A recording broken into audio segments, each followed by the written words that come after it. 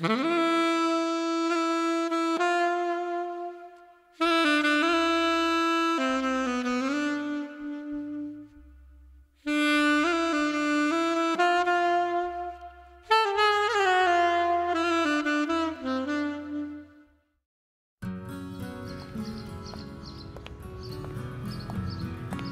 Σωκράτης Αίσιος, στο δρόμο, συναντά το φίλο του. Σωκράτη, πώς πάει? Για χαρά. Βράχος. Τώρα που έκοψε και το κάπνισμα, να φανταστήσει ότι το βιβλιάριο υγείας είναι άγραφο. Ο γιατρός δεν το έχει αγγίξει. Μια πιεσούλα, αιμορροίδες. Τα συνηθισμένα, όχι μεγάλα πράγματα.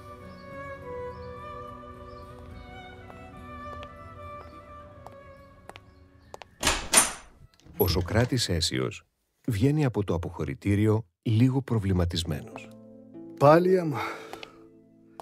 Εκείνες οι άτιμες οι αιμορροίδες θα είναι. Αρρώστια της εποχής. Όλος ο κόσμος έχει.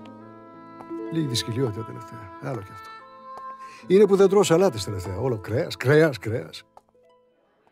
Στο καφενείο συναντά άλλο φίλο. Άσε τα άμα θες. Ο Κώστας. Καρκίνο. Του είπαν οι γιατροί αν ερχόταν νωρίτερα. Μια χαρά τον έβλεπα. Λίγο σίδουρο έπαιρνε για μια ανεμία. Του το είχε δώσει ο γιατρός. Συνηθισμένα πράγματα είναι. Κι εγώ του έλεγα.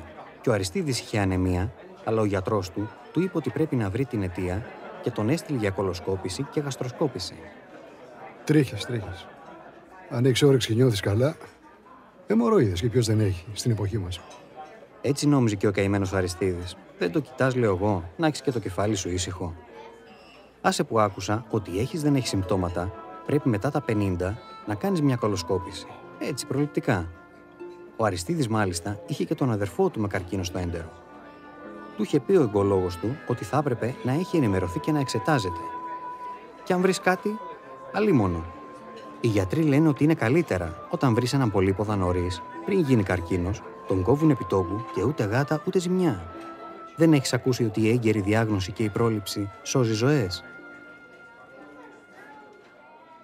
Λοιπόν, το αποφάσισα. Θα πάω στο γιατρό.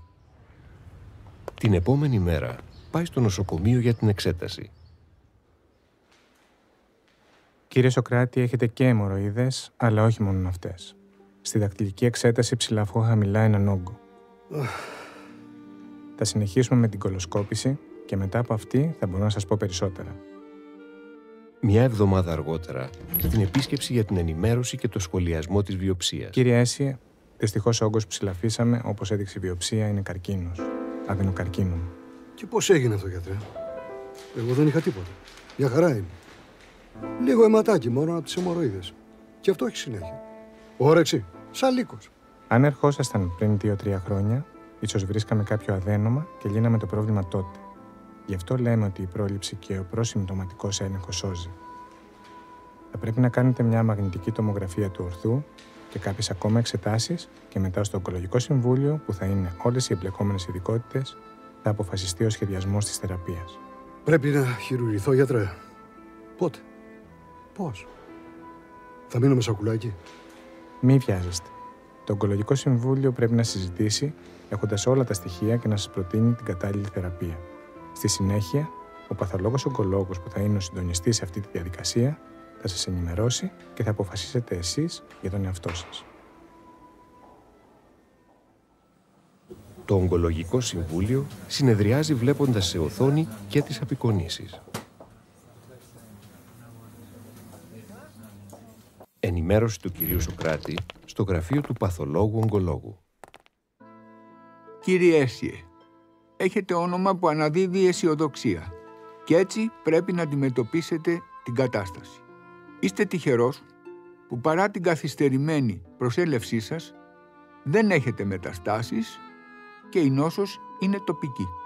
Το Ογκολογικό Συμβούλιο αποφάσισε ότι πρέπει να κάνετε ακτινοθεραπεία και χημειοθεραπεία και μετά να χειρουργηθείτε. Ο χειρουργός που είναι εξειδικευμένος στο ορθό είναι αισιόδοξος ότι αν πάει καλά η εισαγωγική θεραπεία, πιθανώς θα είναι εφικτό να γλιτώσετε την κολοστομία, το σακουλάκι που λέτε εσείς. Μετά μάλλον θα χρειαστεί να κάνουμε και προληπτική χημειοθεραπεία. Σε επίσκεψη επιτήρησης μετά το τέλος της θεραπείας στο γραφείο του παθολόγου-ογκολόγου. Κύριε Έσιε, όλα είχαν αίσιο τέλος. Όλα πήγαν καλά. Ευχαριστώ, γιατρέ. Αλλά τι λέτε ότι θα συμβεί? Θα γίνω καλά? Κύριε Σοκράτη, όπως σας είχαμε πει και στην αρχή, σκοπός είναι η ίαση. Μέχρι τώρα όλα πήγαν καλά. Θα είστε υπό επιτήρηση πιο συχνά στα πρώτα χρόνια και πιο αραιά στη συνέχεια. Θα πρέπει να ενημερωθούν και οι συγγενείς σας για την περιπέτειά σας, ώστε να ευαισθητοποιηθούν και αυτοί και να ενταχθούν σε πρόγραμμα πρόληψης. Ευχαριστώ πολύ, γιατρέ.